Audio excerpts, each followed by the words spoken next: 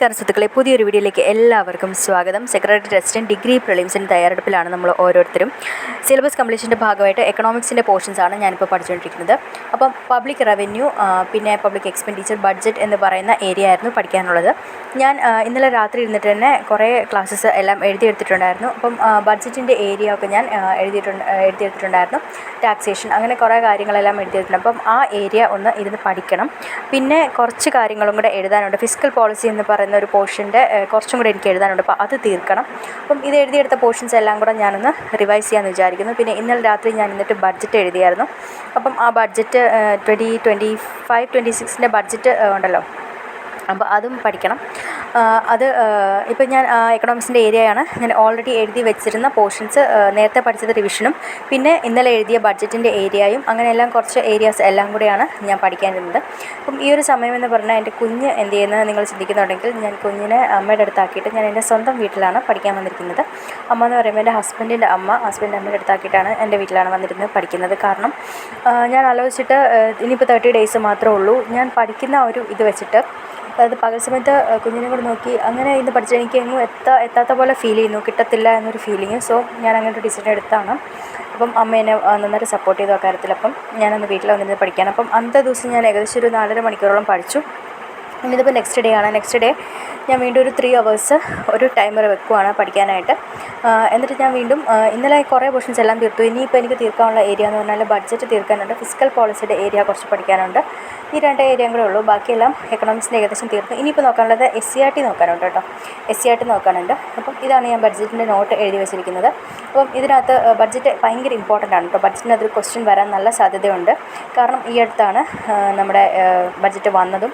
അപ്പം ഒത്തിരി ഒന്നുമില്ല കേട്ടോ, നമുക്ക് പഠിച്ചാൽ കിട്ടാവുന്ന ഏരിയാസ് മാത്രമേ ഉള്ളൂ. GDP അങ്ങനെ കുറച്ച് ഫാക്ട്സ് പഠിക്കാനുണ്ട്, എന്നാലും കിട്ടാവുന്ന ഏരിയാസ് മാത്രമേ ഉള്ളൂ. അപ്പോൾ ഞാൻ ഇതെൻ്റെ ലക്ഷ്യയുടെ ബുക്കാണ്. ഇത് വെച്ചിട്ടാണ് ഞാൻ ഡിഗ്രി പ്രിലിംസിന് പ്രിപ്പയർ ചെയ്യുന്നത്. അപ്പം എൻ്റെ കമൻറ്റ് ബോക്സിലൊക്കെ ചോദിച്ചത് ഏത് ടെക്സ്റ്റ് ബുക്കാണ് യൂസ് ചെയ്യുന്നത്. അപ്പം ഇതൊരു ലക്ഷ്യയുടെ ബുക്കാണ്. അപ്പം ഇത് വെച്ചിട്ടാണ് പറയുന്നത്. ഇതിനകത്ത് കാര്യങ്ങളുണ്ടോയെന്ന് ചോദിച്ചാൽ ഉണ്ട്, ഓവറായിട്ട് കാര്യങ്ങളുണ്ടോയെന്ന് ചോദിച്ചാൽ അതുമുണ്ട് കേട്ടോ. കുറേ ചവറ് സാധനങ്ങളുണ്ട്.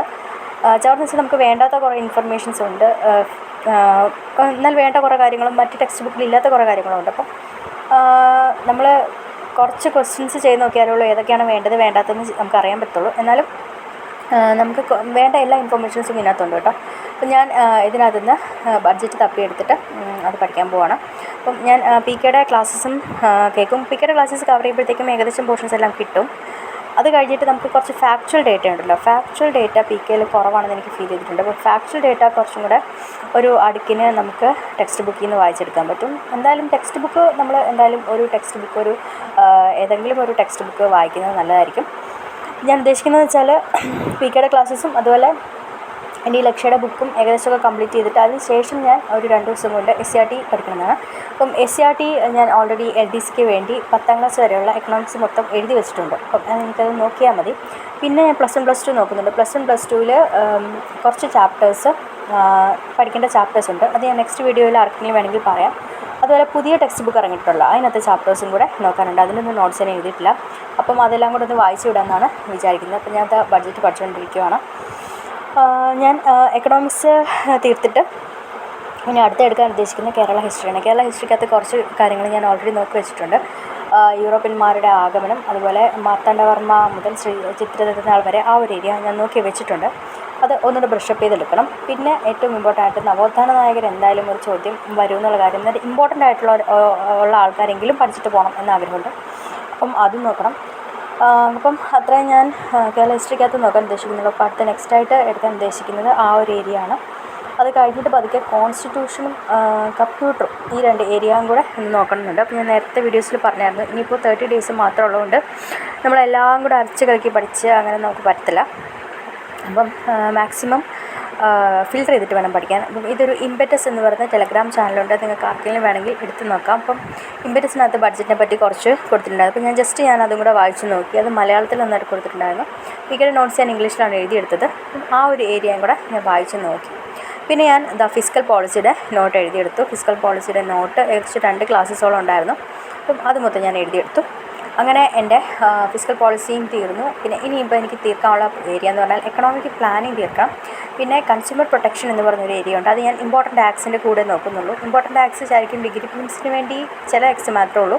പക്ഷേ ASMന് വേണ്ടി എല്ലാ ആക്ട്സും ഉണ്ട്. അപ്പോൾ ആക്ട്സ് എല്ലാം ഒന്ന് നമ്മുടെ ഡിഗ്രി LDCക്ക് വേണ്ടി നോക്കിയതാണ്. അപ്പം അതെന്തായാലും ഒന്ന് നോട്ട്സ് എല്ലാം എൻ്റെ ഇരിപ്പുണ്ട്. അപ്പോൾ ഒന്നുകൂടെ ബ്രഷപ്പ് ചെയ്തെടുത്താൽ മതി. പിന്നെ ന്യൂ SCRTയും നമുക്ക് നാളെ നോക്കണം എന്നാണ് ഞാൻ ഉദ്ദേശിക്കുന്നത്. ഇത്രയൊക്കെയാണ് കേട്ടോ. എൻ്റെ പഠനമൊക്കെ ഈ ഒരു ലെവലിലാണ് എത്തിയിരിക്കുന്നത്. അപ്പോൾ ഒരുപാട് സിലബസ് ഇനിയും എനിക്ക് കവർ ചെയ്യാനുണ്ട്. നിങ്ങളൊക്കെ എവിടെ എത്തി പഠനം എന്നുള്ള കാര്യമൊക്കെ നിങ്ങൾ കമൻറ്റ് ചെയ്യുക.